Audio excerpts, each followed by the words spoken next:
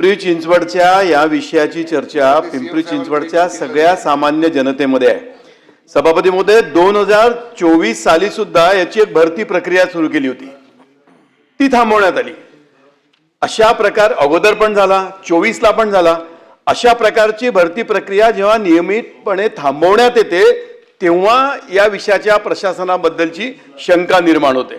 सभापती माझा दुसरा मुद्दा असा आहे की शहरामध्ये जे ना हरकत प्रमाणपत्र दिलं गेलं, ज्याचा उल्लेख केला आणि माननीय मंत्री महोदयांनी ज्याचा उल्लेख केला, याची चौकशी आयुक्तांच्या मार्फत न करता वरच्या अधिकाऱ्यांच्या मार्फत करण्यात यावी आणि ती करता येईल का?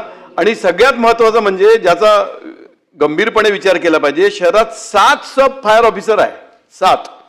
90% अधिकार एकाच व्यक्तीला जेव्हा देण्यात येते तेव्हा त्याचा विचार करण्यात येतो। मला विनंती आणि प्रश्न असा मंत्री महोदयांना विचारायचा आहे की या दोन्ही तिन्ही विषयासंबंधातली एन्क्वायरी कमिटी बसवली पाहिजे, ती लवकरात लवकर बसवता येईल का? माननीय मंत्री महोदय।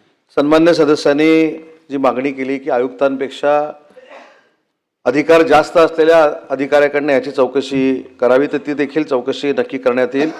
आणि एका अधिकाऱ्याकडे 9 विभागाच्या NOC कशासाठी देण्यात आलेल्या आहे त्याचा अंतर्भाव देखील चौकशीमध्ये करण्यात येईल। आणि मी सुरुवातीलाच सांगितलं, या चौकशीमध्ये जर काही निष्पन्न झालं तर संबंधितांवर कारवाई करण्यात येईल। उमाताई खापरे।